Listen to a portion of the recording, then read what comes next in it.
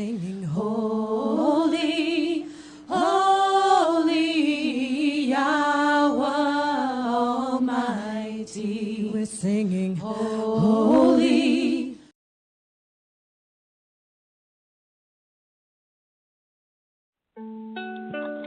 Almighty Yahweh promises to gather everyone together. And I am a Hebrew. We are Hebrew.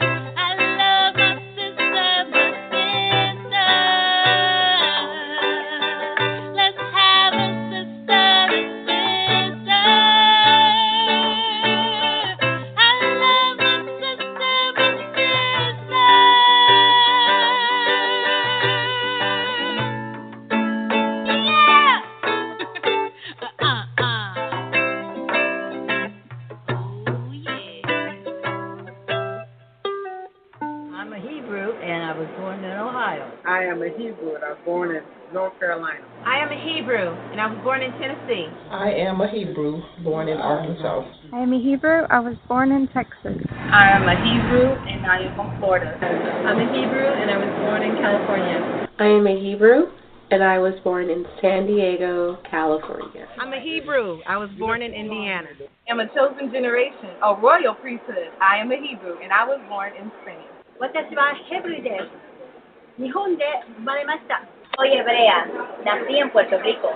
I am a Hebrew from West Africa, Liberia. I am a Hebrew, and I was born in Straitway. We are Hebrew. My sister. Shalom, shalom, daughters of Zion. Greetings to each and every one of you, my fellow servants of the Messiah. I love you all. Thank you for your faithfulness, for tuning in on time. Our numbers are steadily growing, and callers are always calling into the dining hall to, introduce themselves to the ministry. So we praise the Father for his increase. Please give us tens. If you hear us well, you've heard my voice. Let's go to you, Jennifer. Shalom, shalom, daughters of Zion. Blessings to you. It's a privilege and an honor, as always, just to be here with you once again for another episode of Sister to Sister. So we just want to thank you for taking the time out to sit here with us and to just really be ready to learn. So blessings to you all. I pray you can hear me. And if you can't, if you could just put that in the chat room and we can make the adjustments that we need to make. let's give praise to those who are worthy. Sister Jennifer, start off with your acknowledgments. Yes, ma'am. As always, first and foremost, I just want to acknowledge the Heavenly Father for his faithfulness in being lovingly committed to us. I read that today, and, those words just really struck me, where he said, I am lovingly committed. And so I just want to thank him for being lovingly committed to us and for bringing me this way to be covered by righteous pastors and elders, and it's such an honor to be a woman in this ministry in a world where, being a woman is hated. It's an honor for me to actually be created a woman. And secondly, I just want to thank and acknowledge Elder Rufus for being a strong, righteous covering for me, not being bound at all by any fears of this world or fears of man, for exercising humility and true fear for the Most High Yah. And then thirdly, I just want to acknowledge Pastor Dow for his faithfulness to the ministry and just his faithfulness to the Most High Yah. I just want to say that, the patron videos that he's been putting up have been so edifying. If you all haven't seen those videos on Patreon, if you're not signed up, I really encourage you to go over to Patreon and sign up and check those videos out. And Sister Ashley, after you give your acknowledgments, I want to speak a little bit more just about a testimony on a couple videos that Pastor put out. So that's my acknowledgments for now. Sure. I want to acknowledge Yahweh first and foremost for allowing me to get close to him and allowing all of you to get close to each other and to him, just for being his sheep, entering into his fold and being able to have the opportunity to prepare for his kingdom. I want to acknowledge Deacon, of course. His show last week was great. He did a great job on his first blog talk last Thursday. Some of you would say Sunday. So really, he has too much to share to stay quiet. So it's a beautiful thing to see the fruit of the Most High come out of him. You get to hear what I get to experience and, just not allowing us as a family to disobey Yah. I really appreciate his protection over us and just keeping the fear of Yah in our home and in our hearts, really being an awesome leader. I obviously acknowledge Pastor for all that he does behind the scenes, and that statement is so blah. Oh, thank you, Pastor, for all you do behind the scenes. I really mean so much more. There's so much finances to take care of and logistics to take care of and emails and phone calls. And if you heard or saw the video that was posted recently about our brother Bud, how heart-wrenching it was what he's going through and how Pastor could use that to support him and to reach out to the saints that could pull together for him. It's a beautiful avenue because Pastor's not going to put out anyone before the people that's fake, false, or phony, or, that's not legit. So he just does a really good job feeding the flock and representing the ministry of the Messiah. So I thank him for that, and I thank all the elders for all that they're doing behind the scenes because I know that they are striving to lead their wives, their homes, and just really being great examples. And there's a lot of pressure, even from the Spirit of Yah to be an example. And so I appreciate them measuring up, at least from our perspective, and being someone that we can call on and lean on, and we can get answers from the throne of Yah for.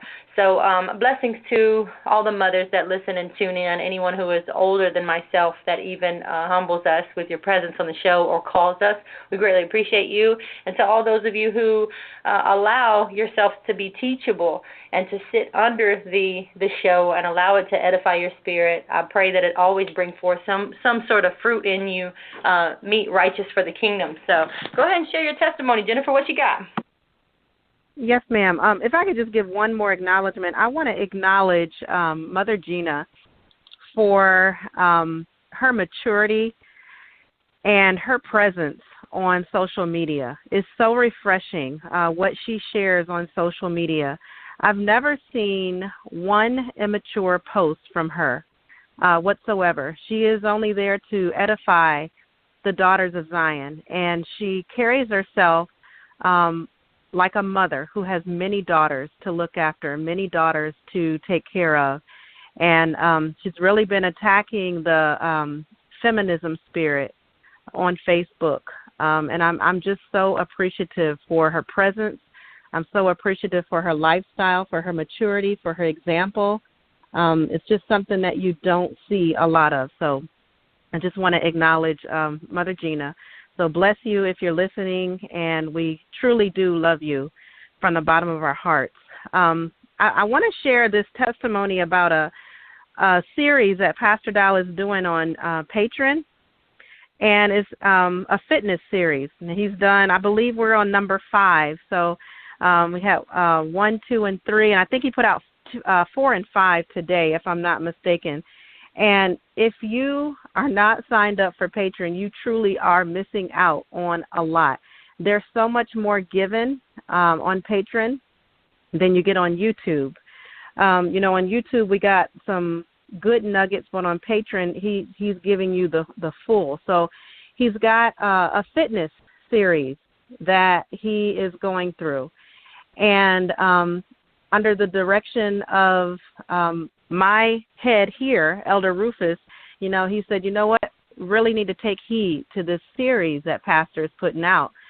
So we sat and we listened to the series, and I tell you, it's just been put out, and the information that he's given, I've determined in my heart that I'm going to go ahead and be obedient, and I'm going to follow. Pastor Dow put this information out, and it really is geared toward sisters, it's geared toward women. He talks about just a little bit about, how to balance hormones and why you have hormonal issues as women. So even if you don't have hormonal issues, you still need to go and check the video out, and you still need to, you want to keep your hormone levels healthy. So when you get older, you don't have to go through any imbalances. But I'm only on day number 2 as far as, the Pastor Dow fitness plan, I guess we'll call it.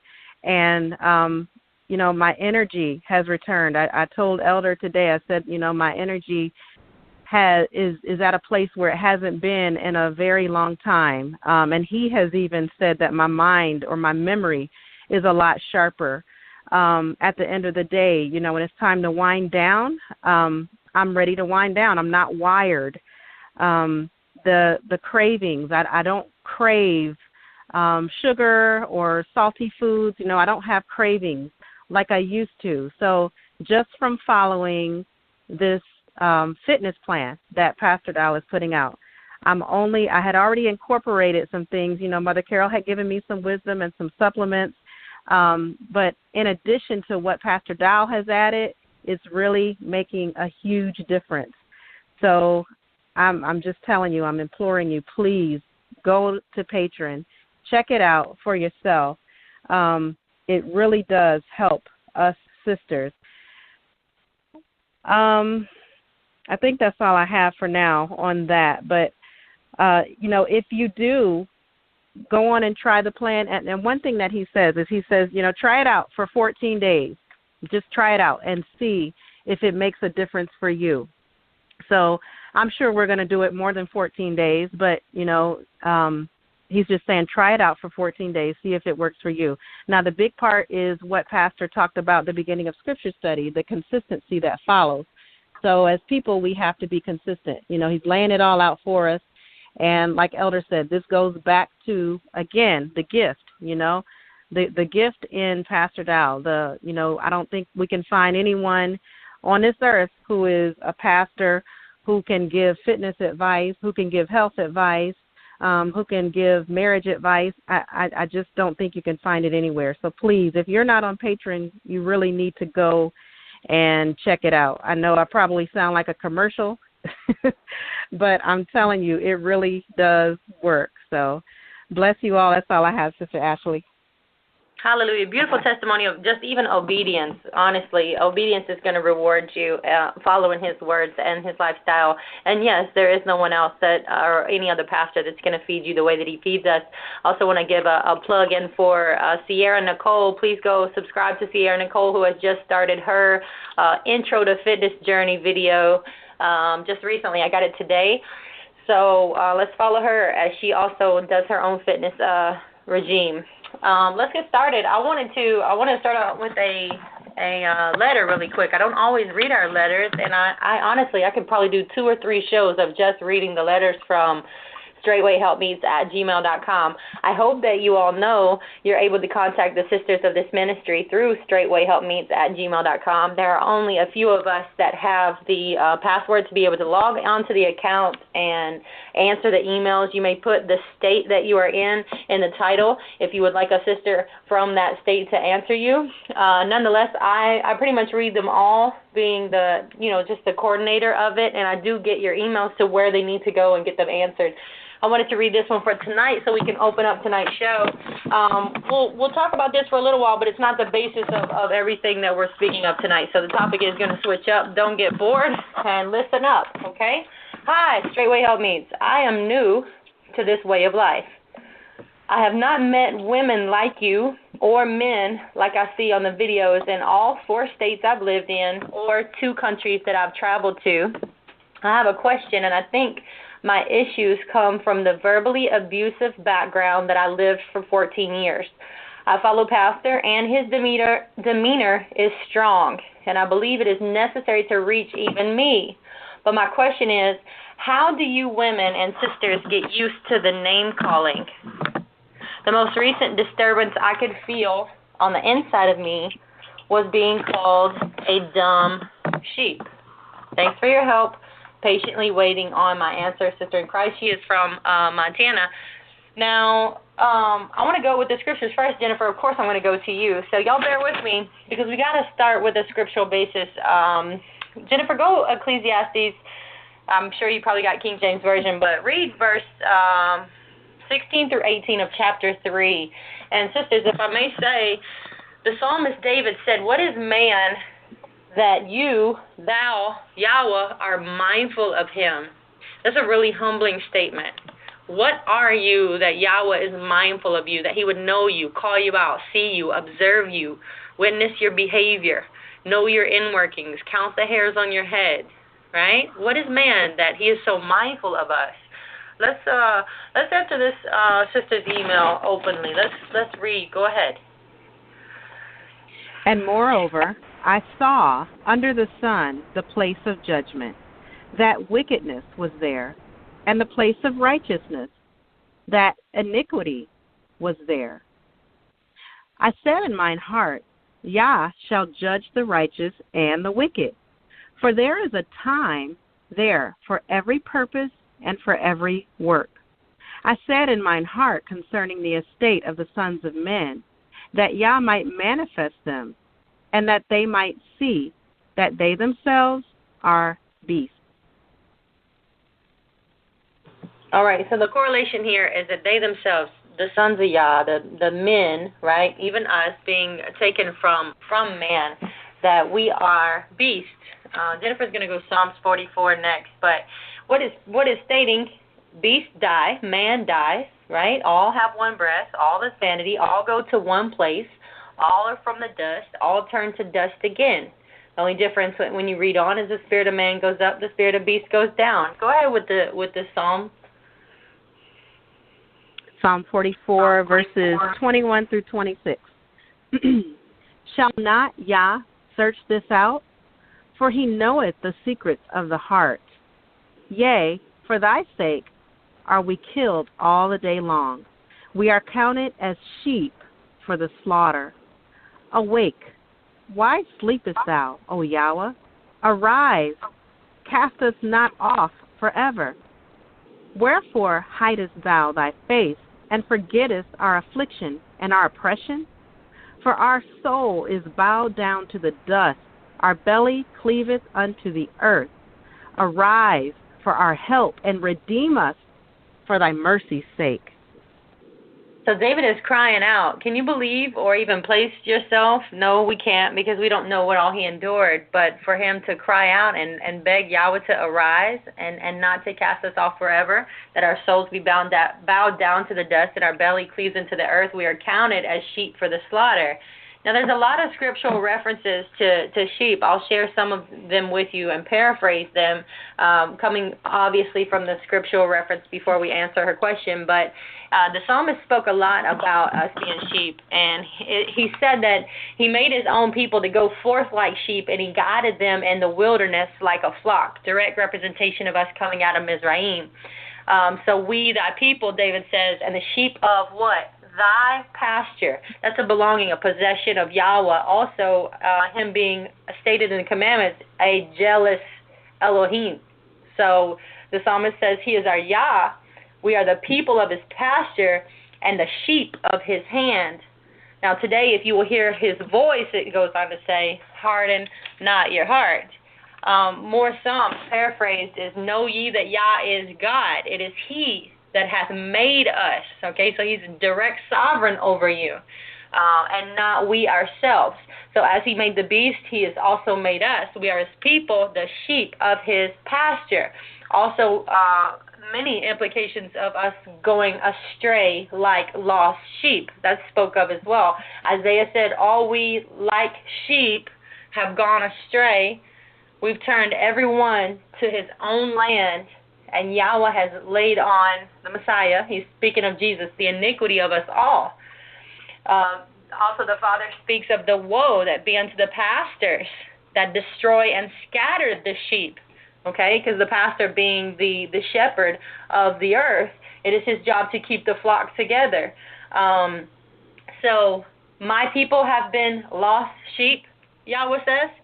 They've forgotten their resting place. Israel is a scattered sheep. Another reference, Ezekiel 34 is awesome if you want to read it thoroughly, if you want to. Even the Messiah spoke of it in Jesus when he talked about false prophets coming to you in what? Sheep's clothing, disguising themselves as one of us. Or he said, Jesus is the good shepherd. John says he gave his life for the sheep. That's who you are, we are. Jesus said, I'll send you forth as sheep in the midst of wolves. He said it to his disciples.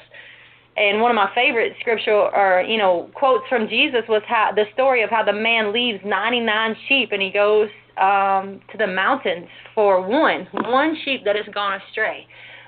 So you can't escape the fact that the Messiah referenced it, Yahweh referenced it, and John says, you believe not that you are not my sheep. If you believe not, then you are not my sheep. So I would have a red flag in my spirit if I had a problem being called a sheep.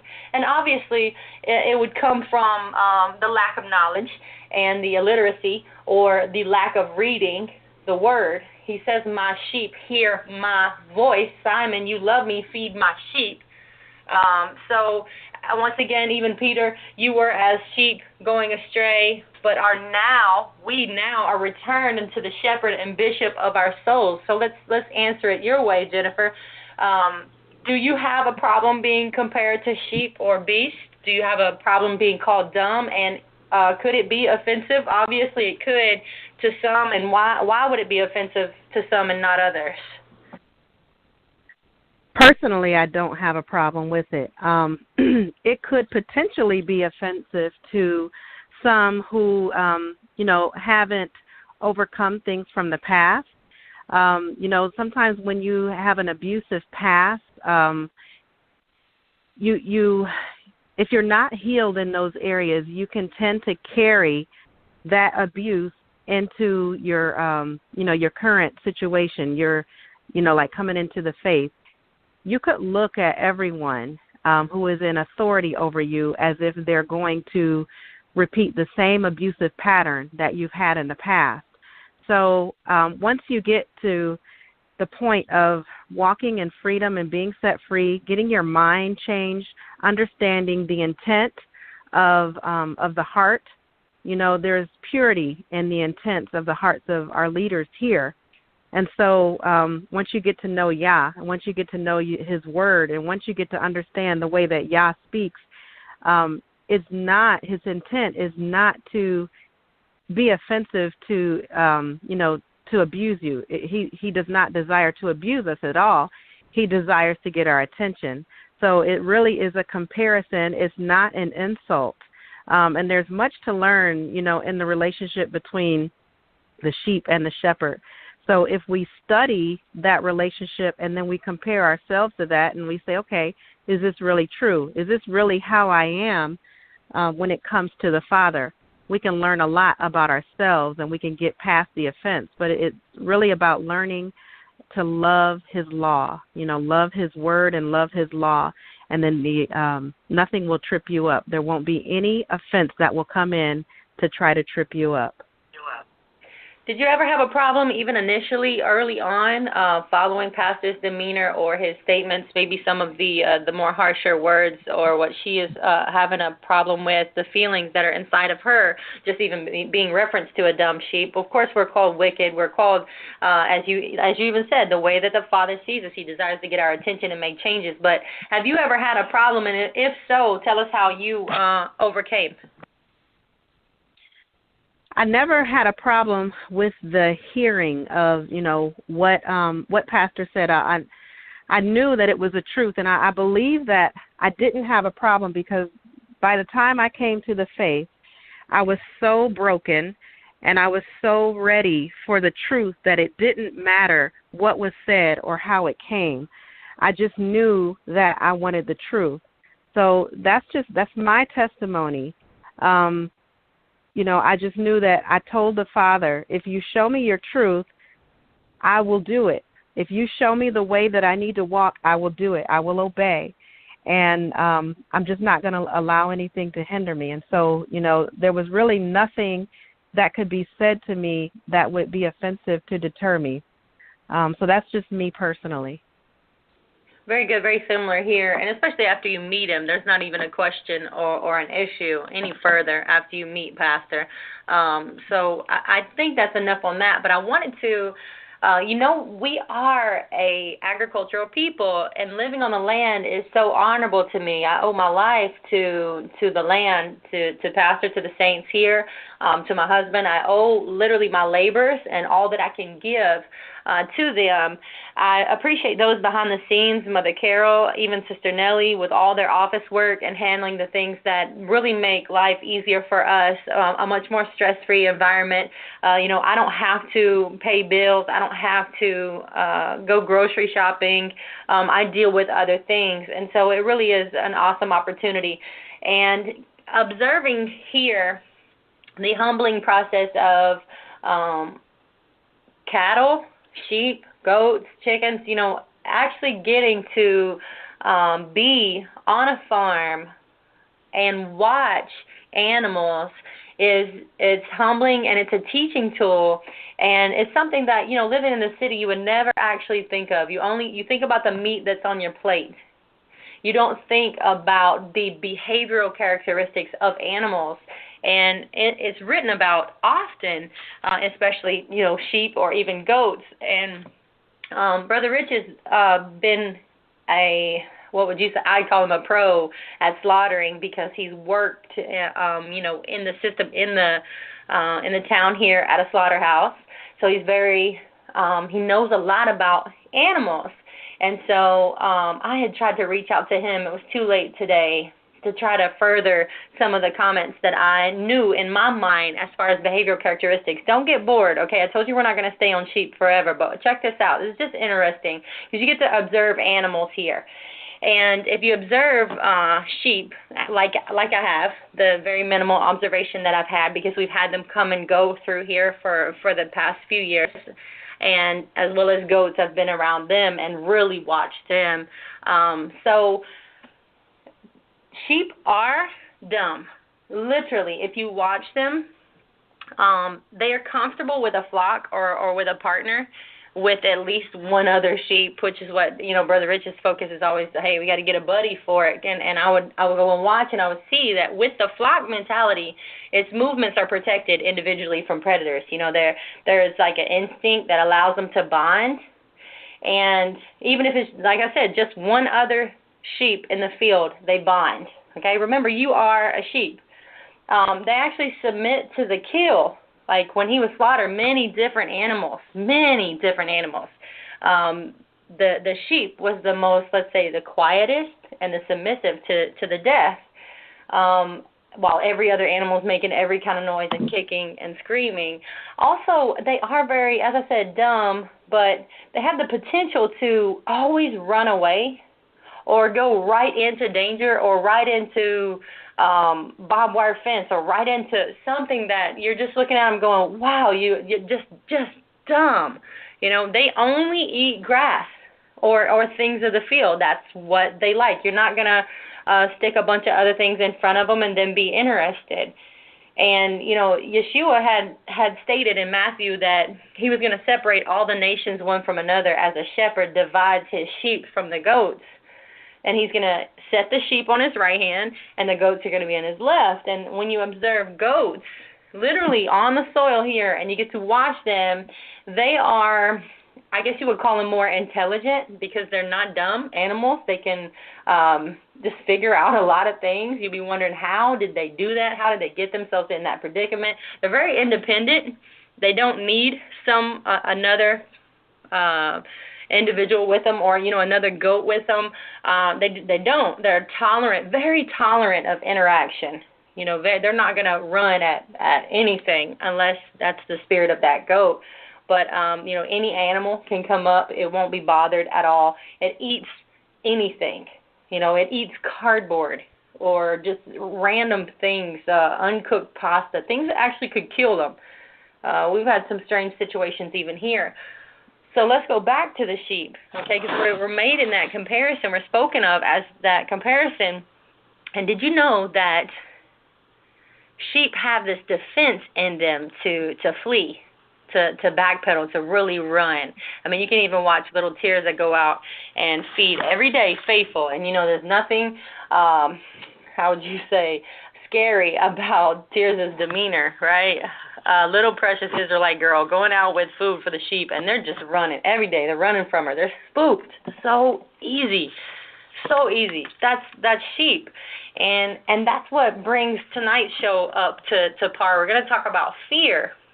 And we wanted, Jennifer and I wanted to talk about it in a way we never have, because this is not the first time we've covered it, but it is so common, so familiar to our flesh and to our people.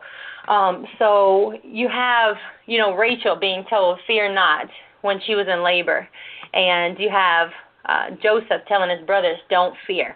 Moses says to the people, don't fear.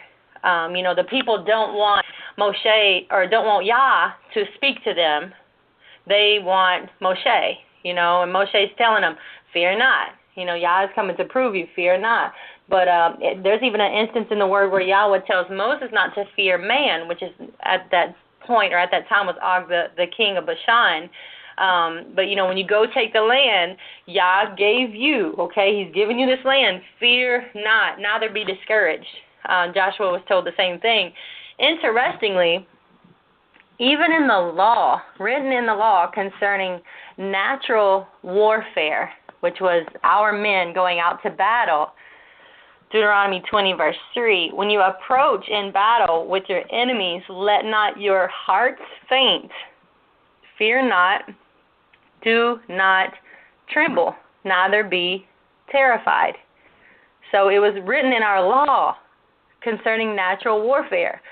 So Yah, he it is, right? Yah, that is going to go with you. He's not going to fail you. He's not going to forsake you. But we still fear. We still feel it. We're surrounded by it. And tonight we hope to bring some clarity. Even when Boaz was marrying Ruth, he told her, don't fear.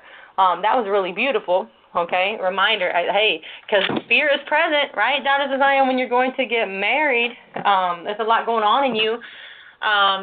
The psalmist, David says, be not afraid of sudden fear. Okay, sudden fear. We know what that feels like. Yah is your confidence, he says. Let's go, Sister Jennifer, read this for me, Proverbs 1, 29 through 33. Go there next, please. Yes, ma'am.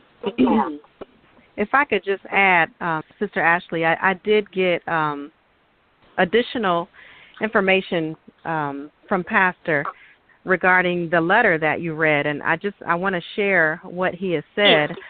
He says, many times in preaching, it's there to try the spirit. So the real question is, what did you feel when your spirit is tried? And the second question is, do you have the humility, and are you humble enough to hear, or does that offense block your hearing? So he's saying that, when you're up there and you're preaching, he's up there and the Father is trying the spirit through Pastor Dow. So if you hear something that brings an offense in your heart, you need to stop and you need to say, okay, what am I offended by? What did I hear that offended me? And that's what you need to focus on. And do you have the humility to focus on that and realize that it's you and it's actually not the one that's delivering the message? So do you have the humility to hear the word that is being spoken, or is the offense blocking you from actually hearing? So those are two really good questions to ask yourself. Very good. Let me interject before we go back to Proverbs. The way that he's even referring to an offense blocking your hearing, if you are sitting there with, Jennifer said it, pastors taught it, the high-octane pings, the things that penetrate you or make great impact into your soul realm, mind, will, and emotions, when you're hearing, you can get distracted the next 5 minutes, 2 minutes, 30 seconds, 15 minutes, the rest of the message, whatever it may be, however long the Spirit's going to entertain, I'm talking about the evil spirit, right, is going to entertain your mind, keeping you focused on what you just heard or what you just felt. So you actually gain great humility and great strength, being able to make a note, remember it, write it down, pay attention to it, of course, focus on it and make the changes necessary, but right then and there is not the time to focus on it. So you want to gain mental strength. That's, number one, not going to forget what he said that made the impact, because you're just going to suppress it and it's going to, come back up, but not allowing it to affect the rest of the message, because you can actually be set free through the words that are coming forth. So I know we've said that before, to make mental notes or even writing something down to remember to deal with it in your prayer life and really come clean, because the Father is aware of our responses.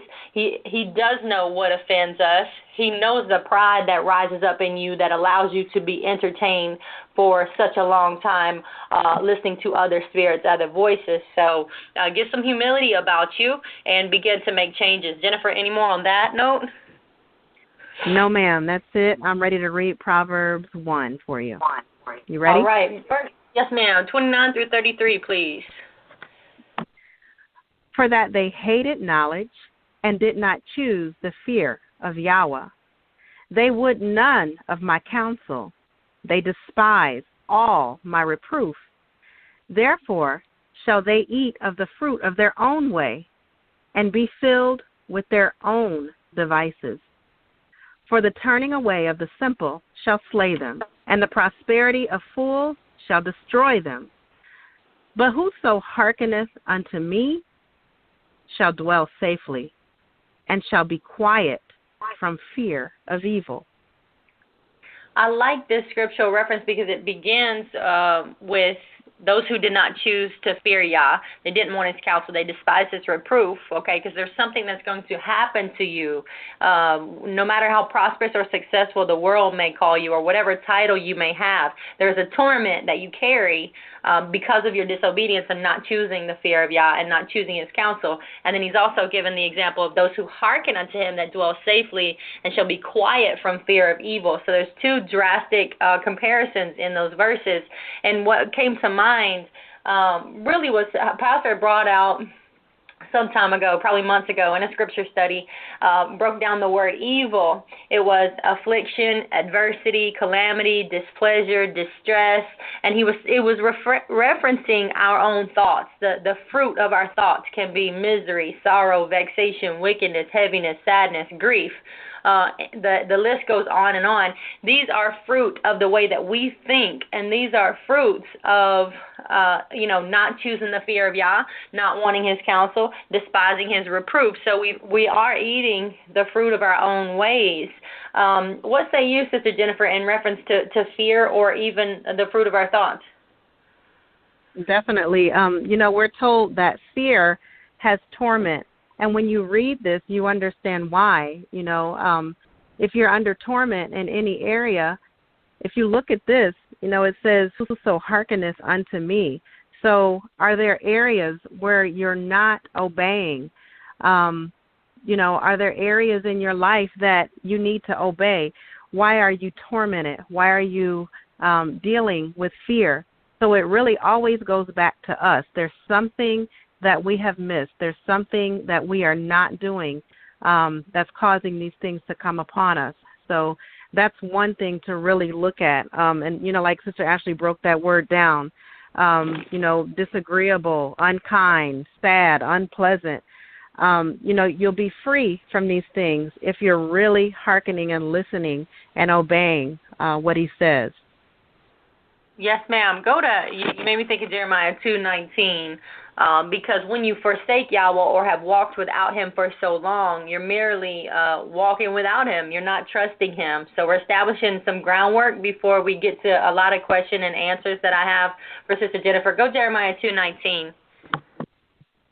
Thine own wickedness shall correct thee, and thy backslidings shall reprove thee. Know therefore, and see that it is an evil thing and bitter that thou hast forsaken Yahweh thy Elohim, and that my fear is not in thee, saith Yahweh of hosts. Hallelujah. I really like that. Your own wickedness shall correct you, and your backsliding shall reprove you. It's so true. Like Brother Rich has said, and Pastor uses it, I did all my sinning after I came to the faith. It's so true. There's so much more depth to that statement. But there are so many individuals, women out there that listen to us that do not partake in this ministry and definitely cannot be partaking in the obedience of Yahweh. You will not reap the fruit of what this ministry can bring you. I know I can't say that enough, but you are going to have your own wickedness correct you. You are going to have backslidings that are going to reprove you. It is very evil and very bitter to forsake Yahweh. He's stating it Himself. So coming together in common unity is an absolute beautiful thing, regardless of the iron and iron experience or some of the other pains that may cause fear to even come upon you. Sister Jennifer, do you have any more on that? I did all my sinning after the faith. Anything come to your mind? I don't want to forget you. No, ma'am. I think you put that very well. There's nothing I can add. All right. I want to go to some of the natural response mechanisms, because I don't think I know that we have all experienced fear and the presence of it, and I don't think we understand actually what happens in the body. So I thought, okay, let me try to explain some things in the show that might bring a seriousness into your mind that's going to help you fight it, because the presence isn't going to just go away just because we're talking about it tonight, but your strength and your victory is it's there for you. So let's give an example of crossing the street. Okay, if you're going across the street and a car horn or something darts out in front of you really fast, and you were normal when you were going across, you were fearless. Pastor has said, I shared with a sister last week, Pastor's always said, you have the faith to walk in this tabernacle and believe that the roof is not going to fall and the chair your fat ass is sitting on is not going to break. So where's our fear, or where's our faith in Yah? And it's true, because you're walking normally across the street believing you're not going to get hit. And now you hear or you see something, car horn or whatever. Now, I'm using crossing the street because I'm going to break down what happens and takes place in your body. But it can literally be anything, any thought. You can just fill in the blank, something that you know has always caused you fear. Okay? It is very deadly and dangerous to be fearful. All right? So what happens initially when the car horn goes off, you're going to jump. Okay? There's a natural instinct to jump or to step back. And your respiratory rate is going to increase. So that means your breathing is going to be rapid, and it can, for some, even be hyperventilating, depending upon how serious the car crossing the street, the car horn was to you. Your oxygen's going to get cut off, and as soon as oxygen gets cut off in your body, there's fuzziness of thinking. A lot of women claim fuzziness or brain fog. That's actually just the loss of oxygen in the mind, and you literally lose concentration. So the fear intensifies. Now what I want to do is basically continue to elevate this situation, because some people are going to, their heart rate's going to go up, their breathing's going to go up, hyperventilation's not going to set in, and they're going to go back to normal. But I'm going to continue this story as if it's an extreme situation, because some of you would begin transformation in this faith. You would begin to fight fear at this level. Those who are more well-seasoned in fighting fear are not going to have all of this take place in their body. Okay, so I'm gonna just begin to tell the story as if fear is still intensifying. Okay, so it's going to feel like you're losing your mind. Okay, because you can't get focus and you can't get your concentration, and you have the fuzziness. So now you have more fear, you have more hormones being released into your blood, and you're going to go from calm to panic. Okay, and with a massive rush of hormones released into your bloodstream, you go to panic. You can have panic attacks. You can have, and this is even without thought. Okay, so the initial alarm that happens sends tremendous amounts of glucose and oxygen to your organs. Okay, glucose is so essential. It's something really interesting and wonderful and powerful to study and research if you're going to go into health. So this initial alarm that happens to you, this thought, this car horn, anything that's fight or flight, that's basically what we're speaking of right now. It's going to send tremendous amounts of glucose and oxygen to all of your organs, okay, so that your skeleton system will ward off an attacker. That's the self-preservation mode, okay? So your heart pumps really fast and the blood flow increases. Your heart and your lungs are going to undergo oxygen constriction, okay? Now, the spleen is going to contract, and it also, I bet you didn't know this, discharges stored blood, okay? So your spleen, yes, it does have stored blood in it, not too much, but enough, and it's going to always release it in a fight or flight situation or where fear is very predominant. So the liver is then going to transform all these large amounts of stored glycogen into glucose. And that glucose release in your body is always like a high. It's like an anxiety. It's like a sugar fix. Okay, that's what glucose basically is, the breakdown of sugar in your body. So you're going to start sweating, okay? And you can still just be walking. Nobody even have any idea. You're still crossing the street. You got to the other side. You're safe, but all this can go on. Your spit decreases. Your saliva decreases. And your stomach enzymes and your intestinal enzymes that are working and being produced actually decrease. This happens because your digestion is not essential in counteracting stress. So that's why a lot of things happen to the stomach when stress is present. Does that make sense? So your breathing's still going to increase. And long-term fear, when this happens over and over and over without change, long-term fear is going to create malabsorption. So take all the supplements you want, you're not going to absorb them into your bloodstream or into your body. So why is it important, Sister Jennifer, that we even go into these reactions? You know, those seasoned in the faith may have overcome the large majority of it, but I still speak with individuals who are functioning in this, even to the point of, I think it always links somewhere to mistrust or disobedience or rebellion, but we got to get back to, security and safety. And why is it important to go into these reactions? What do you think? It's important to go into these reactions so we'll understand and know, the areas where we need to fight the enemy, the areas where we need to fight the devil that is trying to work in us. And, there are things that will manifest in your mind, such as fear, what we're talking about tonight. And if you don't get a hold of it, if you don't handle it the right way, it's going to manifest itself in your body. If you don't take care of it in your body, long term, it can have negative effects on you. It'll begin to, make your hormonal system shut down if you're always in this stress or this panic mode. There's a lot of things that happen in the body that are rooted in stress and fear and anxiety. So it's really good to be educated so that you'll know the areas that you need to attack. It could be some areas where you need deliverance. It could be some areas where you just need to understand, okay, how do I really need to deal with this and get a hold of this before it turns into panic? So it's really a matter of being educated so that, these things don't take over your body. Very good. It's a matter of being educated. So after the initial fight or flight that we just spoke of, okay, no matter what the degree is, remember the car horn, okay, it got blown, or maybe you even touched a hot stove. That's just a natural reaction. You're gonna jump back, not touch it. You don't want to get burned. Maybe you thought someone, attacks you.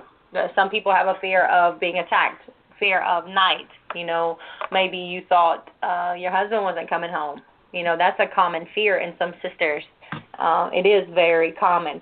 And maybe you thought you saw a spirit. You came to the faith and now spirits are real and you just thought you saw one. Never before had you ever been bothered, but now all of a sudden the fear is there. Or you had to hurry up and finish a job doing what you're doing for fear of being late to the next one. Or, fear of your boss, fear of this man, that man. We're talking ungodly fear here because there's a separation between you and your Creator. So after this fight or flight, which is an immediate response or reaction to the thoughts that you're having or the car horn or touching a hot stove, is what we would call the resistance stage, okay? And you could at that point, after all that happened in your body, you could return back to normal, what the homeopathic world calls homeostasis, which is just the balance of the body and all the chemicals inside of you. Everything goes back to normalized. But at that point, your colon is now needing to eliminate everything that was created in your bloodstream. So your respiratory system's going to normalize, your breathing, life's just going to carry on. Okay, you're not going to think anything about it. You're going to just cross the street, and no matter how many times it happens without Yah, you're not going to think that you need to change this response mechanism in you. Or you're not even going to believe that you have the power and authority over it, that you can minimize it. So if you continually, check this out though, okay, if you don't normalize, but if you continually function in fight or flight, if you continually function in anxiety, homeostasis is never going to kick back in. Okay, that's a balance of your body. Some of you may have never had a balance in your body for years, okay? So the fear of the enemy, the stressor or the trigger, it never goes away. Whatever that thought is that's tormenting. And this is where, go Matthew 4:24, Sister Jennifer, this is where healing is absolutely necessary. Healing is not just diseases, it's torments. Healing covers such a vast majority of things. Read when you're ready. Matthew 4:24. And his fame went throughout all Syria, and they brought unto him all sick people that were taken with divers diseases and torments, and those which were possessed with devils, and those which were lunatics, and those that had the palsy, and he healed them. All right, so you see the focus on, read it one more time and capitalize everything that the Messiah healed.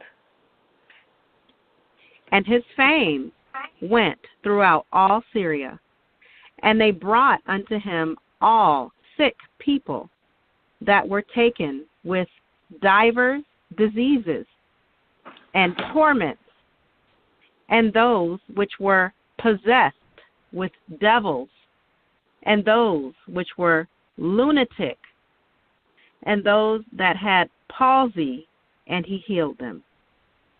So you see that, daughters of Zion, diseases, torments, possession, lunatics, palsy. We may call it any kind of disease under the sun, A to Z now. It is no different. It will all fit into this category: diseases, torments, possession, lunatics, palsy. The Messiah went forth to do these things, to heal the people of these things, and you can read the innumerable accounts of him doing so. So what happens over time, over many years, especially if you're aged and you function in fear or anxiety, your body really malfunctions.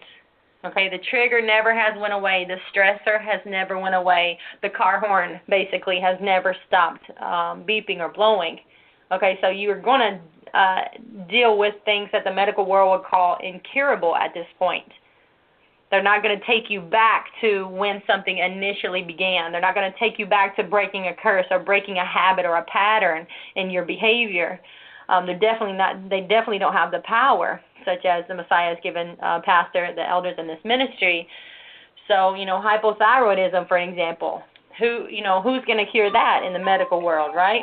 Forgive me for my volume on my phone. I forgot to turn it down. So your liver is going to be affected long term. Water retention, okay, that's most common if you have long amounts of stress or fear. Water retention, you're going to have sodium retention, and your body goes out of whack. So it's very, very serious that you begin to turn the battle around and fight back. So the acidic and alkaline levels in your body are going to be messed up.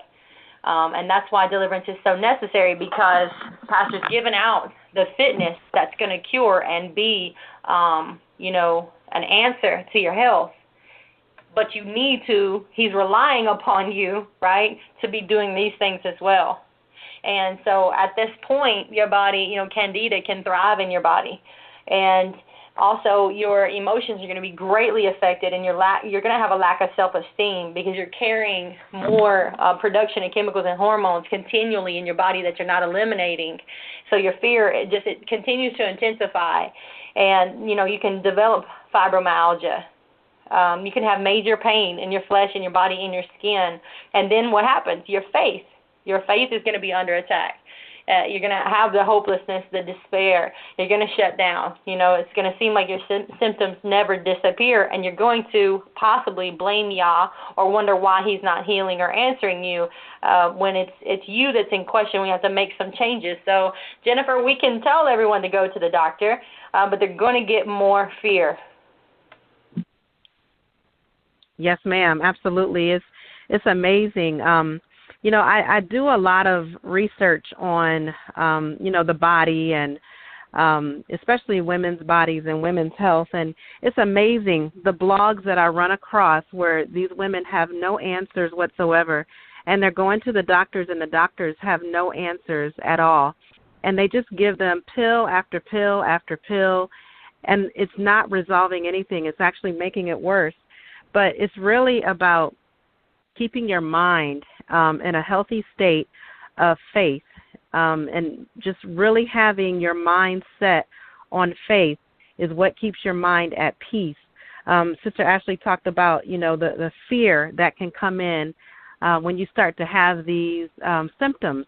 There could be a fear of never being healed, a fear of this is always going to be here, and then you could potentially start to accept this, and that's where unbelief comes in. And, when unbelief is present, you're not going to walk in healing. There's no way that you can walk in healing when you've accepted unbelief. So it's really about in your mind, battling in your mind. I do not accept this. This is not the way that my body will function. You can command your body to function properly. Like Sister Ashley said, we've been given the things that we need to do naturally, but we have to fight in our minds as well. There are things that, we have to command of our bodies. If we know that we're doing the right things, and we know that we're obeying, we can command our bodies to function the way that they need to. And so we have to continually walk in a level of faith. We have to continually walk in faith regardless of what things look like in our bodies. We have to know and understand that we will be healed. So true, and we can't really glorify the Father enough. 1,000, 1,000,000 praises is not enough for the potential and the power of this ministry. So many of you have not been diagnosed with what you would probably be diagnosed with, some kind of phobia, some kind of panic, a disorder, a disease. If you just went to the doctor and really told them what was going on, right? So a lot of you are just walking around undiagnosed. And you don't, for those of you who are at a journey in this faith, you can't focus on your symptoms. And I know that's easy for me to say because our faith is going to be challenged no matter what our body goes through. But you can't look at your symptoms, and you can't be afraid. You cannot be afraid. 1 John 4:18, Sister Jennifer, I know I got a lot of scriptures tonight. I hope you all are enjoying. Can I get a smiley face or a wave or a hallelujah? Thank you for the 10s from earlier. I try to, my chat, I have problems with the chat every week. I either can't stay connected or I'm unable to read you all. It's an issue on my end or maybe Blog Talk's end. So I try to follow you as much as I can if y'all ask any questions. But I'm telling you, it's something with the flash chat we got going on. 1 John 4:18. There is no fear in love, but perfect love casteth out fear, because fear hath torment. He that feareth is not made perfect in love. Sister Jennifer, can you break it down? Can you simplify? Can you speak on that and tell us what you think or what comes to mind? Yes, ma'am. When I look at no fear in love, I think about Mother Gina's interview where she said, there's no healing without the sisterhood. And when I read this, I think about that statement that she made.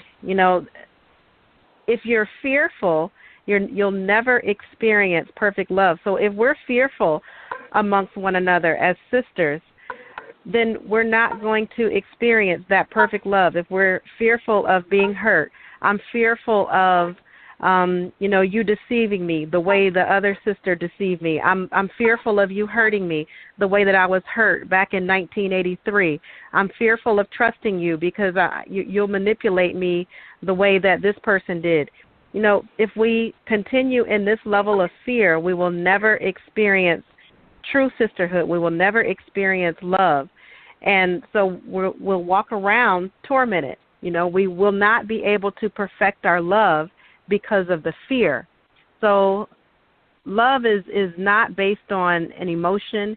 It's not based on feelings. It's based on obedience and doing what we know to be righteous regardless of how we feel. So if I'm supposed to love my sister, I'm going to be obedient, and I'm going to love my sister regardless of what happened in the past and regardless of how I might still feel about that. It's true, because we're all guilty of allowing past relationships to disturb present intentions, much like the woman who says, hey, 14 years verbally abused, now I'm coming over to this pastor, this ministry, and I'm trying to deal with the name calling. So that woman, that sister, is allowing her past relationships to disturb the present intentions and actually misjudging the intentions of the man of Yah or the administration of the gift of preaching. So in sister-to-sister relations, you can definitely have fear around you, in you, present on you, to cause such a division and such a torment based on your past relationships, based on your insecurity, based on what you have always listened to. And now it's going to accuse or misjudge or distort your hearing when you're in conversation with other sisters, if this is making sense. So there's so much perfection that can go on individually inside of you that's going to make a major impact on your relationships. You can get to a point of great relationships regardless of anyone's issue towards you, because you're dealing with yourself, okay, and always taking away the stress factor. But you got to get, Sister Jennifer, to a place of safety. I don't just mean, okay, everybody run to Straitway, this ministry. No, it's a place of safety inside of you, a relationship, as I said earlier on. I give acknowledgments to the Father for allowing me to even be close to him. That's an amazing thing. Who is man that you are mindful of him, and you are actually, as Brother Shane is breaking down the tabernacle and all these processes that you had to go to be cleansed, to be set free from your sins, and the priests were the ones who offered things up. So I'm telling you, it's an amazing, wonderful thing to develop a relationship with the Father. So you have to get to a place of safety, and that doesn't come overnight. But the key is getting to that place of safety with Yah, and then within yourself, basically a reconciliation on all three levels. And even Henry Wright talks about that in a more excellent way in his book. But the three levels of reconciliation. So it's you and Yah, it's yourself, you and you, reconciling emotional voids within yourself, and then you and others. The more fear and anxiety decreases in you, then the more your immune system is going to heal. And on the opposite, the more fear that you have, the more destruction actually occurs to your immune system. And then at that point, more allergies. So see, all your allergies, if it is a spiritual root and not a problem with your eating, as Pastor is teaching us, you're gonna deal with allergies because of the presence of continual stressors and fear, because the hormonal and chemical releases into your system, into your bloodstream that are continually staying there. So the detection of your fears is very important if you're going to engage in this warfare. The detection of your stressors, very important.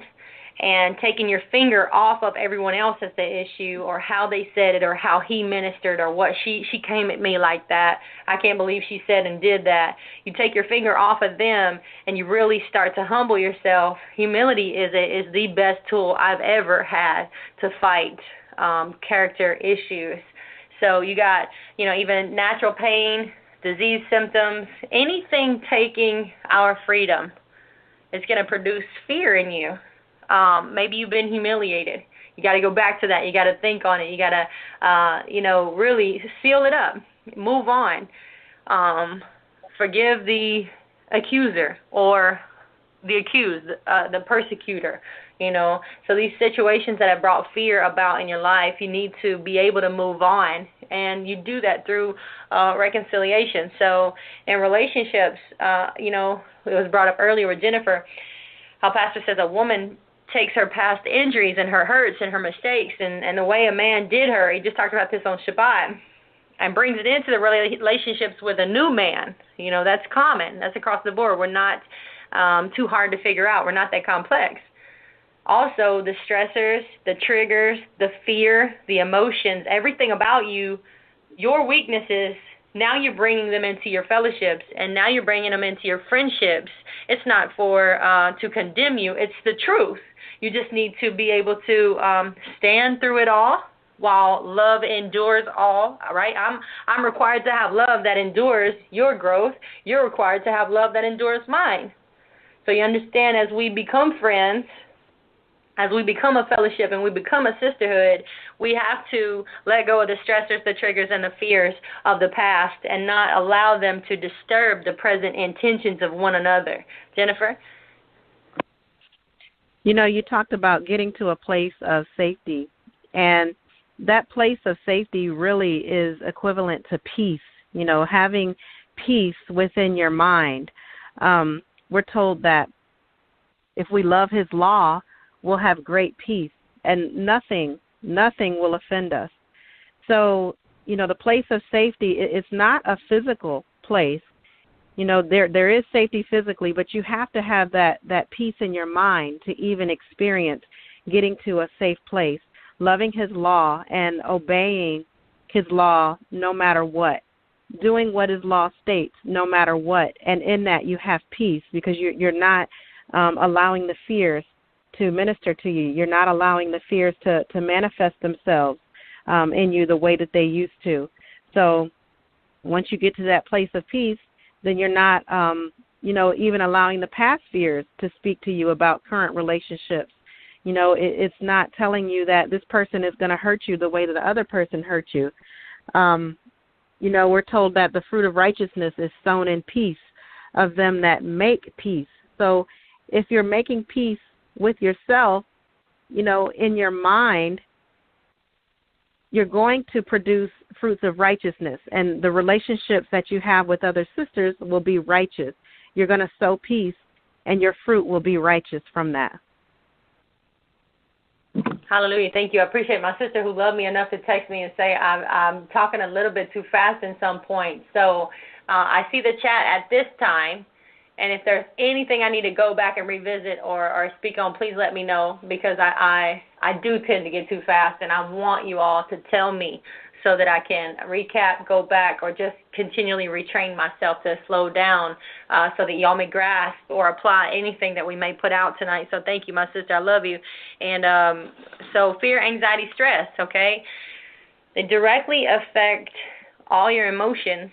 And, sometimes is this a spirit or is this not a spirit? That's so common, and I know we can't talk about it enough on the show, because whether you're suppressing an emotion or expressing an emotion, there's still a breach between you and another sister. There's still a conflict or an issue and confrontation. There's still the presence of fear. You may have it, but she may have it.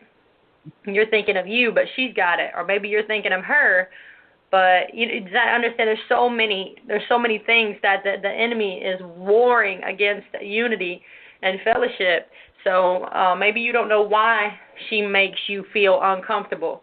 But most of the time that fear is in you, that familiar spirit is in you, that there's a difference between being able to detect someone's issue with you and you being affected or controlled by it. And honestly, the only way that you can mature in that discernment is to go through it, is to actually be affected by others, if that makes sense. So it's at the same time, it's hard dealing with fear and fear of man, pleasing man, fear of what she thinks, or et cetera, et cetera. It's hard to deal with it, but the precious fruit that comes from it, if you're able to fight it, stay strong and endure, you're going to come to a maturity where you can let a lot of things go, and you're going to come to an understanding those things are not going to be an issue anymore. Okay, so that's the peaceable fruit that you're looking for. So, Jennifer, I got rapid-fire questions for you, because you can't really exhaust the fear topic. But I first wanted to say that fear is not everyone's answer to healing, because we are speaking to a vast majority of individual sisters who, you may be guilty of fear. We all are. Okay, and you may be listening to our show even thinking that maybe that is your key to your healing, and it could be, but also you're rebellious, or et cetera, et cetera. So maybe just speak on all of us being guilty, but how do we discern, Jennifer, that it may be applied to us or for us? You really have to just step back and look at your manner of life. You have to look at the things that, that affect you. We know that fear brings torment. Are you tormented? That's one thing to ask yourself. You might be dealing with something totally different. Maybe rejection. It's something that you really have to get with the Father, and you have to really be able to discern for yourself. It could just be a lack of understanding in an area. It could be where you are performing in a way that is different than you were designed because you lack understanding if you're new to the ministry. So it may not necessarily be fear. You just really need to get to the point of where you know the word and where you get the word in your heart, so that when you act contrary to the word, that you understand right away, you can catch it and you know what's going on. So, it may not be fear. Fear is rooted in a lot, but your issue, your issue may not be fear. So you have to really be able to understand the word of Yah, get acquainted with it, get it in your heart, so that you can discern your actions, discern yourself, and then you'll know what you're dealing with. Very good. So because we're all, I hope, engaged into fighting our fears, I need to know from you, Jennifer, what gaining small victories is going to feel like. Talk to me maybe about those who have been more seasoned, or those who are, it's not about an age thing by any means, 50, 40, 30, whatever. It's just about your endurance and your strength, et cetera, et cetera. I don't want to ramble. The question is, what's gaining small victories feel like? I'm specifically meaning small victories against fear. I think the first thing would even be recognizing that you are dealing with a fear. A lot of times we walk around in denial, or we walk around in ignorance, not really understanding and knowing what we're dealing with. So the small victory would be no longer walking in denial, so that you can just really take it to the Father and look at His Word and see what it says about handling the fear that you're dealing with. And then as you mature, you become more experienced and seasoned with putting His Word into action, because that fear doesn't bind you in the way that it used to. So, if you're new to the faith, the first step is really recognizing, okay, this is a fear that I need to deal with. And then when you become more seasoned, you catch it. You're able to catch it right away, and then you're able to handle it based on the Word that you already have in your heart, because you've already looked at His Word, you already have His Word stored up in your heart, and you know what to do about it. So those are, I guess, two different levels of victories for, those who are new, and then those who are a little more seasoned. And then the ones who are seasoned, you just don't struggle, or you don't deal with the same fears over and over again. You don't revisit those things over and over again. And that should be encouraging. That answer was very well balanced, because if you can even hear the result of what someone who is well seasoned in the faith, if you can hear their outcome or what their victories are like, then you can have something to attain to. You don't have to long for it tomorrow or wish it would take place now, because you really need to go through the painful stage of growing. You really do, just for humility's sake, and for teaching, training, discerning. So many aspects come when you're a new babe in Yeshua. So thank you for that answer. Let's go to confrontations. This always occurs because we have viewed each other as threats. I think now, because we're establishing such a beautiful sisterhood, and the Father's really bringing serious sisters in, we all have, righteous intentions. Those of us, I'm speaking for the on-lands, the off-lands, and for those of you who revisit, for feast days, those who have made yourselves faithful. So confrontations are not going to be or feel comfortable. It's not going to feel good to have to go and correct or have something on your heart to share or say to someone. Go to Proverbs 18:8, Sister Jennifer. So fear and stress is often present, and that's an uncomfortable situation, and you also mature out of that as well. You just deal with it, and you do what you got to do because you know that you're making an act in love.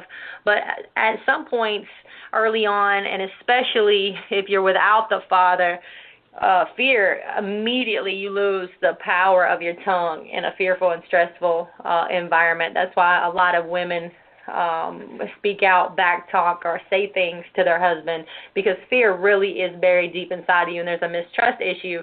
So there's the sticks and stones may break my bones, but your words may never hurt me, right? It used to be a little thing when we were young, but it's really a lie.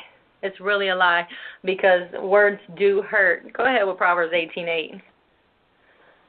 The words of a talebearer are as wounds, and they go down into the innermost parts of the belly. Wounds going to the innermost parts of the belly. Do you understand? So it's not when words hurt you, you need to deal with that hurt. You're not untouchable. You're a weaker vessel. So we have to continue to embrace being feminine, continue to embrace being weaker, and gain our strength through humility with the Father. So there shouldn't, no gossip and no slander. That's important. And for the large majority of us, I hope we've overcome that aspect. But if you haven't, fear is something to consider. If you have a problem continually speaking, running your mouth, or having things that need to come out of you, you can either bless or curse, right, with your lips. And you can either build someone up or Decrease them. Tear them down. Tear your house down. Do others around you, going back to, what was the title of your video, Pastor? Associates, whatever he called the associates. Do others around you actually build you up? Does anyone increase you or do they decrease you? So your relationships are very key, very important, but it's also important that you don't just create cliques of comfort because you're not going to grow. So are you a gift to me? You should offer something at some point to, or be able to, even if it's just your meek and quiet spirit in my presence. And you never talk, because it's definitely not about words. But we need to have something that we offer, and we need to mature in this confrontation. So anything else, and even with the comment, there's no fear in love, Sister Jennifer, applying that to confrontations. Give me something about confrontations. What's on your heart? I just wanted to say that as far as confrontation, it's really interesting how in the Word, the Word tells us that we are to go to our sister if we have a problem, that we are to go to that sister. And what the devil tries to do is he tries to hinder us by, making us fearful of confronting. He wants us to either be fearful to confront or he wants us to take offense to being confronted. And I see this a lot in us as sisters. Either we're fearful to do what the Bible says or we're offended when someone comes to us and they actually obey what the Bible says. So, the confrontation, I believe that's why we struggle as sisters, because of those two elements. The brothers, I don't see them struggle in this area, but I believe this is what hinders us as sisters. Very good. And I have some questions coming in anonymous. I appreciate them. So you can send me questions, chat, or via my text. It's open right now. Call in if you need to. Guest call in 515-602-9654. We'll get to some more questions, obviously, before we wrap up the show. So there's no fear in love, okay? He that fears is not made perfect in love. We talked about that. So there is a point, no matter what you are dealing with, there's a point where you don't feel, you don't feel safe, you don't feel, okay, quote, feel normal, you don't feel covered by your husband. You don't feel that he loves you because he won't say I love you. He won't hold you. You haven't been kissed. Your mom didn't nurture you. You haven't forgiven yourself. No matter, the spirits work so well together in a network that you could have a lot of issues, but what we're doing is just, plugging away at some of them. Maybe you don't have any support in doing whatever you're doing, single mom, etc. So still, you are not made perfect in love. There needs to be a reconciliation somewhere, okay, to fill the void that you have. So because now what has happened is you have a unloving, unclean spirit that has attached itself to you, to your demeanor, to your countenance, to your responses, your reactions, or maybe just even your system or your autonomic nervous systems in your body. So that spirit's going to stay there until you are delivered, right? You're delivered with perfect love. So your manifestation of love is imperative. We talked, years ago about love like you've never been hurt. Love like you've never been hurt. So perfect love casts out fear. Don't just say it as a blanket statement. Really think about it. Really think about it, especially if you're fighting fear. Perfect love casts out fear. It is your lack of love that allows fear to flourish. Yah has perfect love. Okay, so if you can't give and receive love, you have fear. And that fear can produce disease. Okay? Yah has given you what? Power, love, and a sound mind. Let's go to this question. All right? Going to the text. And I don't even got to ask it the way she's asked it. Let me just reflect on her for a second. All right. A lot of you have... I'm sorry? Please. Did you need to say something, Jennifer? I just want to say, yes, ma'am. You referenced the video, and before you get too far down the road, I want to give you the title of that video. the one that talks about, the people that you associate yourself with, do they benefit you or not? It's on Patreon, and it's called Law of Association. So there's another nugget, another video, another reason to get on Patreon if you're not, so you can follow along with the broadcast as well. But Law of Association, and it's on Patreon. Okay. Thank you very much. I wanted that reference. All right. Let's say some of you have high stress jobs, okay, or live in a high stress environment. Hey, New York City, right? Or we're just speaking of the job that you have, the position that you are in the world, running to and fro to wherever you're at. There is the fear that's present. Just as Pastor has spoken about fear, hey, it was present every time he jumped the airplane. It's just how you dealt with it that gave you, your freedom. I used to have a T-shirt, a sports T-shirt that said, I look at fear and I laugh. So I assume that was kind of his mentality. He wasn't going to allow anything to stop him, and he still carries himself that way. So you're a woman, even in a community, Jennifer, or a woman at a job where you actually have a lot to do, a lot going on, a lot on your mind at once, almost too much, if that makes sense. Maybe you're the school teacher like Esther that has 30 children talking at the same time. It's not an excuse to say fear is present, and it's not an excuse to be fearful either. But how can you give out any tips on how, to go to war differently, or how to overcome, because the presence is there? What kind of overcoming are you looking for? Will these feelings or this presence of fear ever go away? Yes, ma'am. They will go away. But I guess the first thing that you have to ask yourself is, these tasks that I have to take on, are these things that I have submitted to myself? Are these things that I'm putting to myself, things that have to be done, or are these things that I'm actually adding onto myself? Am I taking on too much, or are these tasks that I truly, truly have to do? So you have to really ask yourself that first and foremost, and then knowing how to prioritize everything. Is it possible that you can delegate some things? Sometimes we don't like to delegate because we like to take everything on ourselves. So there's a lot of practical tips that you really have to evaluate and ask yourself, knowing how to prioritize your time, coming up with a schedule, making a list so you don't forget anything. If you have someone to help you, then lean on that person. Don't be so fearful that, they're not gonna do it the way that I would. Don't operate in pride. So really make sure that you're realistic about your tasks. Make sure you're realistic about the schedule that you have to keep, and then go from there. Right.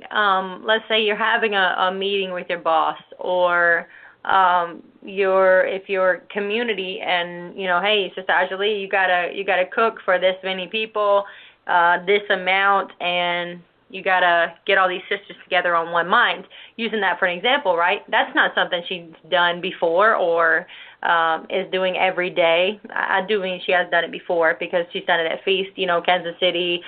Any of y'all could use your names, because let's just say that presence is there.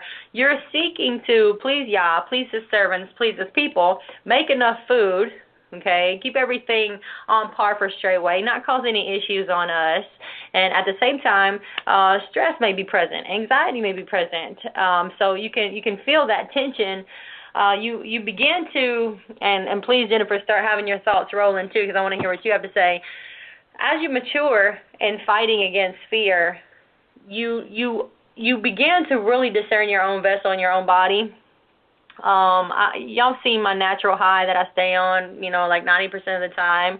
And so I've really tried to calm my own spirit, and been successful in doing so without deliverance, might I say, because yes, I've gotten much, but there comes a point where your internal, the breathing, the calmness, calming your inner reactions, anything that's going on inside of you, especially if there's no thoughts that are tormenting you. You're just noticing you're moving too fast. Something's kind of driving you to get done. So you have fear present. So you begin to take control of your mind. And so you have to start recognizing this pattern in your flesh to get homeostasis back, because it's for your health, for your good, and for long-term fitness, right? So you want to make sure that you're in control of your mind and your thoughts and your body, and you're bringing it all into balance. I hope that helps too, because when you feel the pressure of a job, or the pressure of an assignment, or the pressure of whatever it is, the mistakes you just made with your husband, you didn't get it right, whatever you feel, by no means do you need to exclude deliverance, especially if you haven't had it, any of you. Don't just opt out of deliverance and begin to apply everything I'm speaking as if the demon's just going to flee from you. No, you need help and you need deliverance. That is what it is. I'm a believer because I lived it, and I still long for more and more freedom. So I hope that helps with just facing some of the daily stressors that you deal with. Just being able to internally calm yourself down and breathe. Breathing is so important, because a very stressed out person retains tension and water in their muscles when they're not breathing and their oxygen is cut off. So you're going to develop over a course of time issues in your muscles, neck, back, wherever it may be, that lack of oxygen is continually cut off. So you're going to want to breathe. When you have 100 things going on, breathe. And if you notice, everything's not that serious. The job is not that serious. Somewhere fear is still tormenting you, because you can't fear messing up. You can't fear the boss breathing down your neck. I can't fear getting kicked off the community. It's not going to happen. So why even fear it? If I mess up, somebody's gonna. No, that's complete nonsense. That's pride. That would be my own issue of pride, that I want to run around here trying to prove everybody I'm perfect. No, I deal with my mistakes and I go on as others endure me. So I hope that helps you. You will continue to combat your stressors and everything that triggers you in your environment, in your workplace, in your job, whatever it is, by gaining complete control over your occupation or over your mind. You do not want your job to dominate your life. I've given so many hours and so much of my time over to fear, and I'm sure you have too, that you're literally just pining away. You're just wasting away time and endless hours dedicating your life to fear. And you're not trusting that, you know what, Yah really has this under control. I'm the one down here impatiently working, etc. What comes to mind, Jennifer?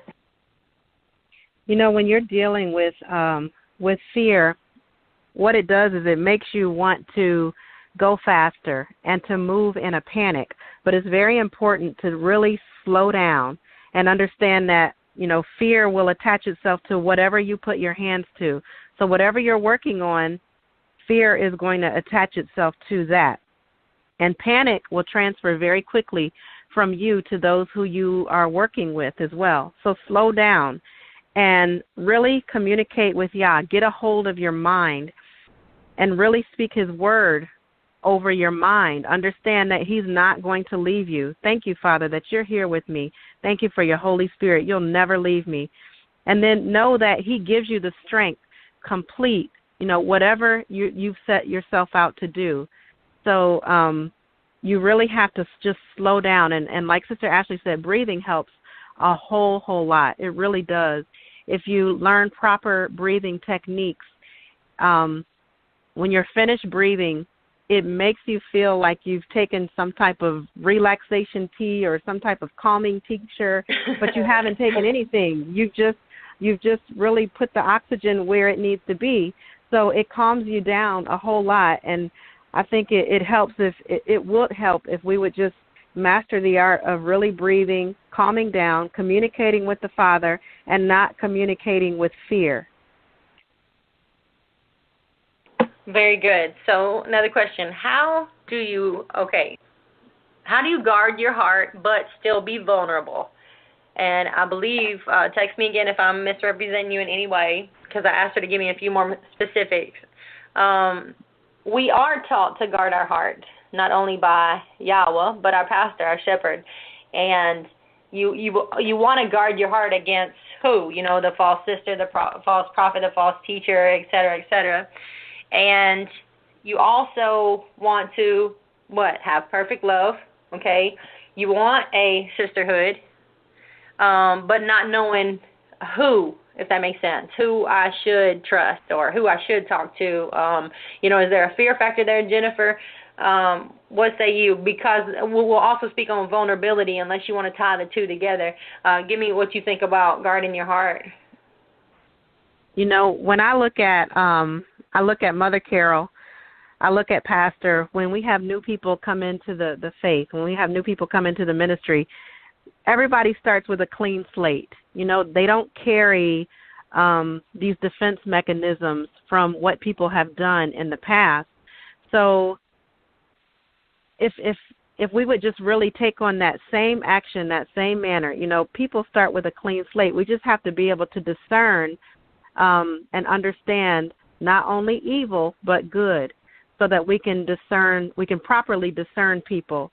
So you can be vulnerable, but it doesn't mean that you're putting up these defense mechanisms. You can guard your heart without just kind of putting your hand out like don't come any further. You can guard your heart. That's not what guard your heart means. It doesn't mean to be defensive from the get-go. It doesn't mean that at all. It just means being wise and using wisdom to discern people, the good and the evil. And you have to know how to discern your own heart as well. You have to learn how to discern the evil in you and the good in you, so that you will even understand how to properly guard your heart. Okay, so that's good. Let's talk about being vulnerable. I've had it asked in many different ways. I can't recall them all now. How I'm able to be vulnerable on the show just because of I think that's what really helps, if that makes sense. That's the way that I administer anything that's in me by making myself vulnerable. There's also times where you can make yourself vulnerable and it's not in season. It's not the time to share a story or share what you're dealing with or open up to your sister, maybe just simply because of her immaturity. So we've talked about guarding your heart. Let's flip and speak a little bit about vulnerability, Sister Jennifer. Who needs to be vulnerable? Who doesn't? Who do we need to be vulnerable to? What's it about? You just said it. Timing is really everything. You can actually be vulnerable at the wrong time. You can share information that you don't need to share to the wrong person. So it has a lot to do with a lot of discernment. Like you said, on this show, we are vulnerable. We expose ourselves. We put ourselves out there because we know that it's going to strengthen our sister. We know that, whatever we go through, whatever we share, our vulnerability will help strengthen the sisters. And so that is our intent. It's not to cause somebody to stumble, but we have to use wisdom. We can't share every single struggle that we go through because, the sisters would be like, man, they're so jacked up, we're not listening to them. But, we got to be wise about what we share, when we share it, and that takes a lot of discernment, a lot of time with the Father, a lot of time in His Word, really understanding, okay, will this strengthen somebody? And if I'm vulnerable in this area where I believe that this person can help me, I believe Sister Ashley can help me, so I'm going to go and be vulnerable.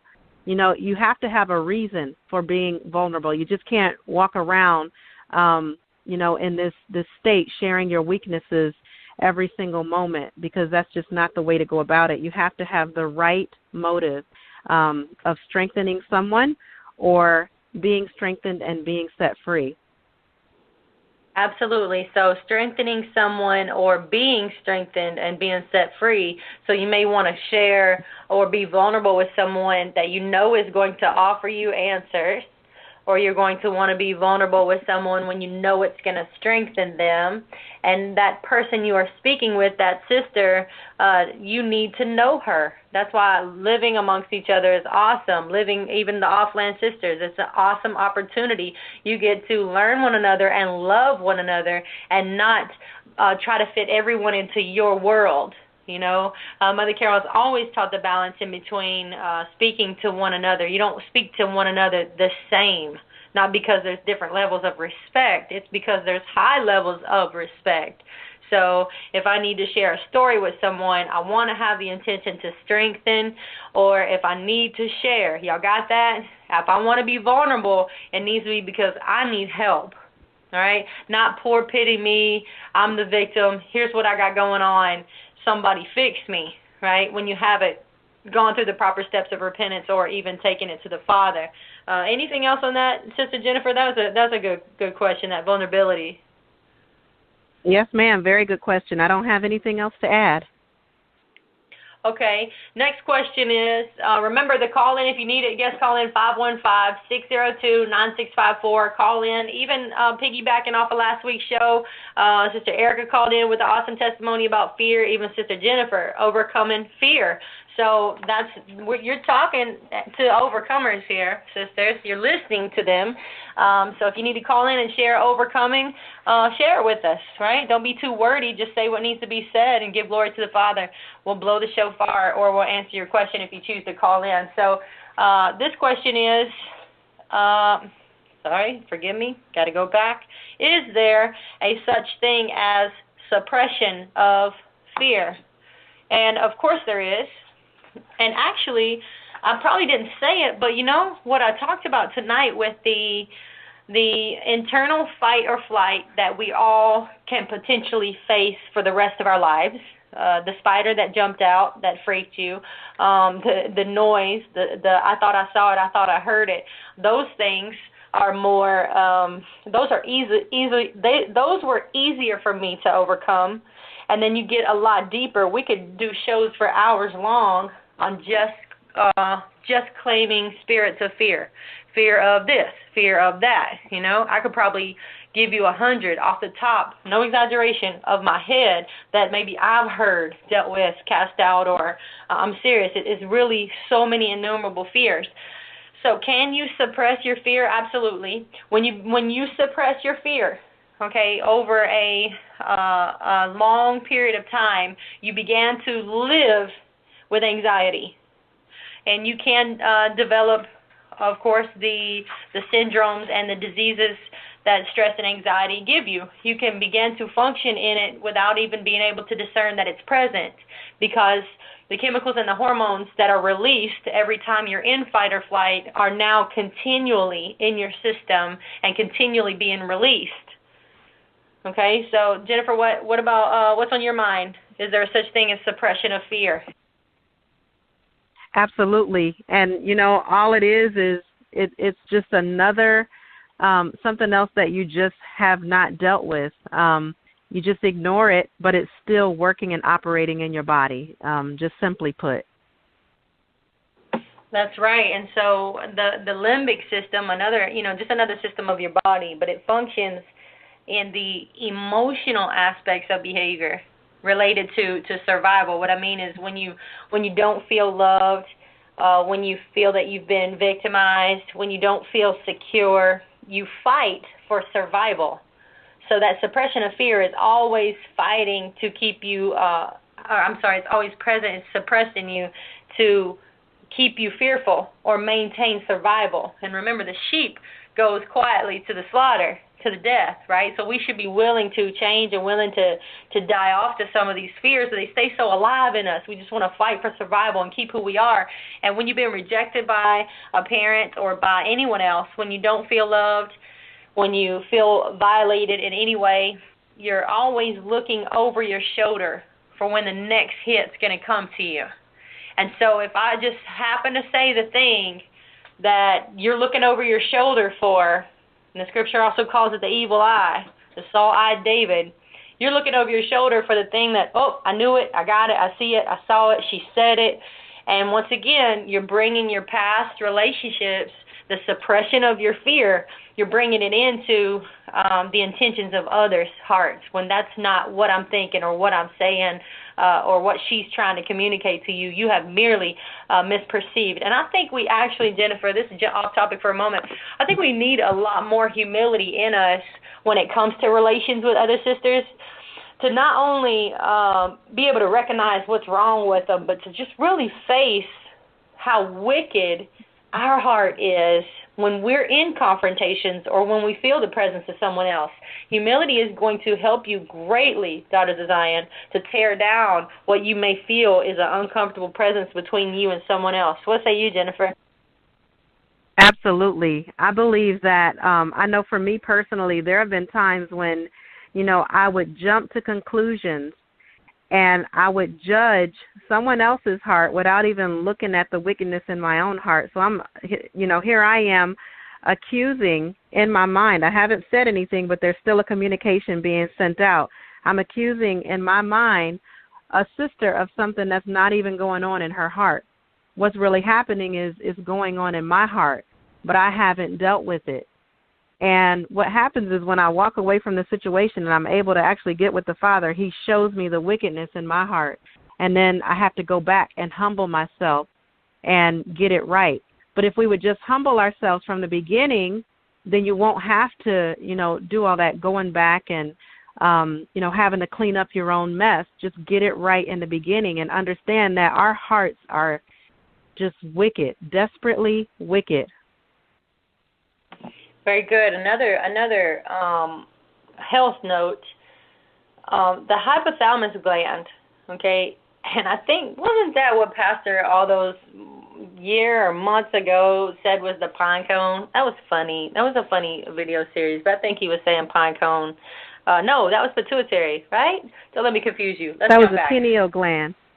Pineal, thank you, pineal. Bless you. The hypothalamus gland, okay, it's the connection between your cerebrum, right where your brain is, all the way down to your hypothalamus, okay? So the hypothalamus gland is the basically the originator of many life circumstances. So all expressions of fear, anxiety, stress, tension, panic attacks, go on and on, phobia, even rage, anger, and aggression, all these expressions, these are all released and facilitated by that one gland. So what I mean is that gland only responds to you emotionally and spiritually. So that gland is there, it's existing, but it responds to you. Now the hypothalamus is called, quote, the brain of the endocrine system, but it's not a brain. It's not the brain at all. It's actually just a gland, and it's a responder to your thoughts. It's a responder to the environment. So your workplace or the city streets, wherever you live, whatever you're doing, it's a responder to all that. And it's going to produce what is really happening deep within the recesses of your soul and your spirit. It's associated, as I said, with the feelings of fear and anxiety, rage and aggression. So it responds to how you think, and that's how any suppression of fear is going to come out of you, because this gland is going to react. It controls even normal body temperature. Almost serving as a thermostat. It regulates food. Basically, it's your feeding center, like your hunger sensations. So when sufficient food has been ingested into you, this center, I'm still talking about the hypothalamus gland, is stimulated, and it sends out impulses that inhibit the feeding center, like, okay, we're full, we don't want any more. Okay, so it's a really important part of your body. It does the same thing for when you're thirsty. It also maintains your waking up and your sleeping. So that's a gland that greatly is affected by, insomnia or those who deal with sleep patterns. That gland is, just continually on the go. So suppressed fear is going to be, respond in your sleep patterns. I hope I'm not boring y'all with the health stuff, but it is a connection between your psyche and your thought and your body. Basically the connection between your soul and your body, and everything traveling right down that connection that concerns thought, good or bad, they're all passed through that gland. So you can only suppress yourself for so long, and that's why coming into the faith, it may appear that so much is occurring, so much all at once. Really, you're just asking Yah to purge you, and all your thoughts, and the fruit of your thoughts is really, you're telling on yourself. You've lived your life in separation, and you're eating the fruit of that disobedience, and you need to go through the pain of growth in order to be free from fear. Any more questions? I don't have them in my text. Go ahead, Jennifer. What say you? I just wanted to say, all these things that Sister Ashley is educating us on, most of these things control our hormones. And as sisters, it's really important to get these things under control very early. If you're under a lot of stress, if you've subjected your body to fears and panic and stress, it's really important to get a hold of those things now, because they're going to later on affect your hormones if you're not dealing with them the way that you need to. And what happens as well is, your body releases what's called cortisol, and cortisol is like an indicator of stress being in your body. And cortisol is actually one of the things that will make your body produce weight. And so, if you're overweight, then your body is going to produce extra estrogen, which comes from fat cells. So it's very important to get these things under control. It's not really just happen chance that we're actually talking about this tonight. So it really needs to be discussed.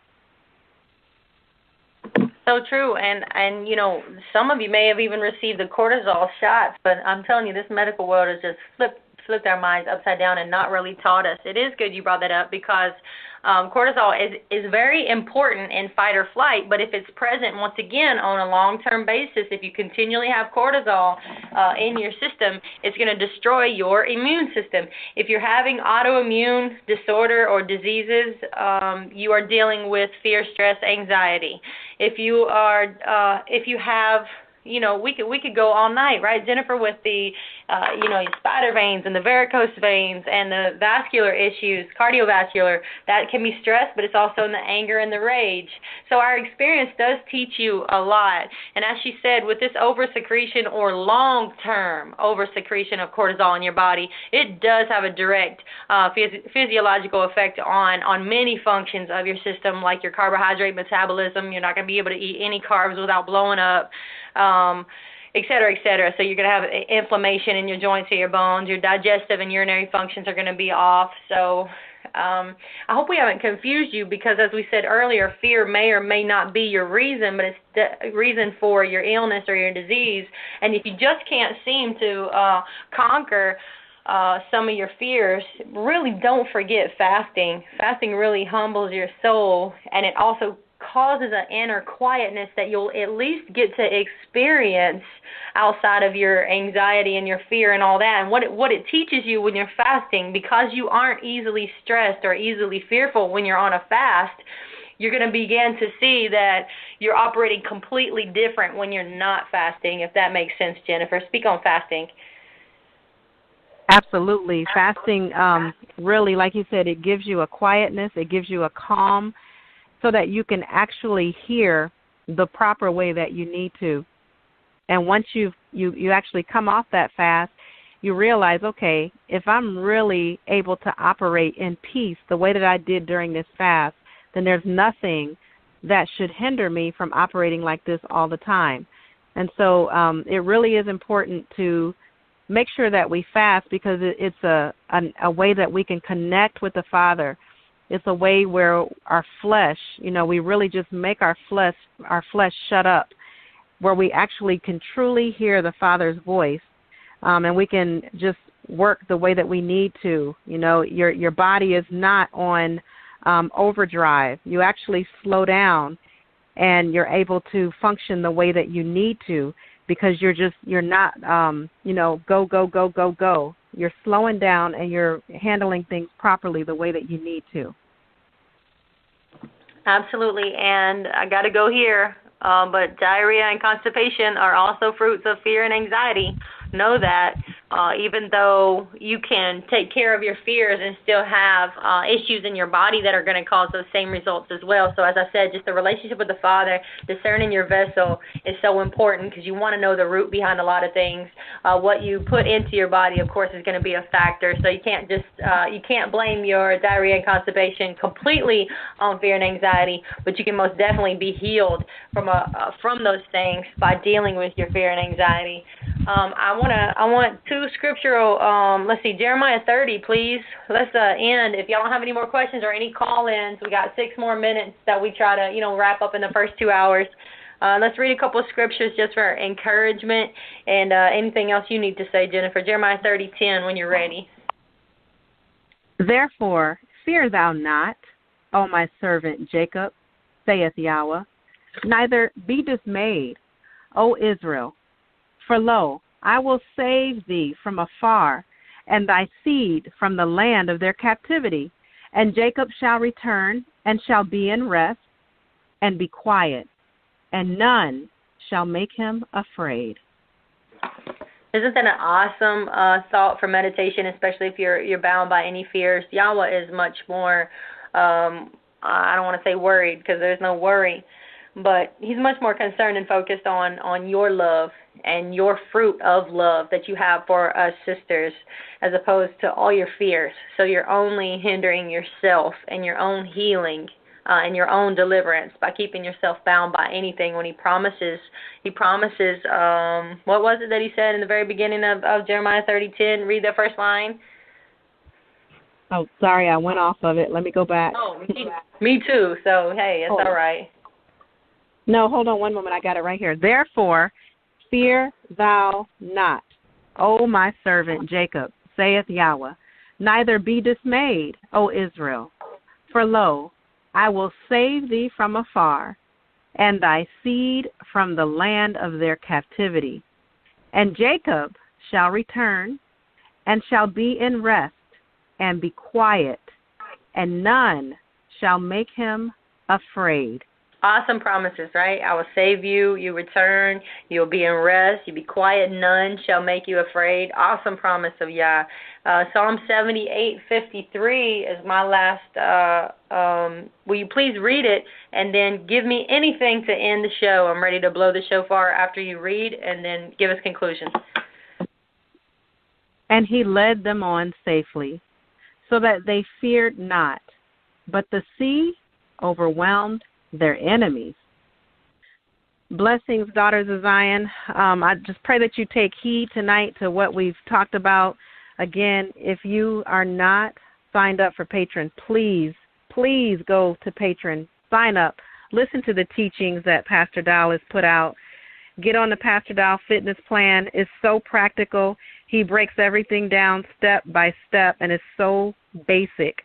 I didn't share anything tonight with you with what he has shared on Patreon, because you can go there and get it. So bless you all, and we will see you next week. Shalom. And Yahweh Elohim said, It is not good for the man to be alone. I am going to make a helper for him as his counterpart. Holy Yahweh Almighty, we're singing holy.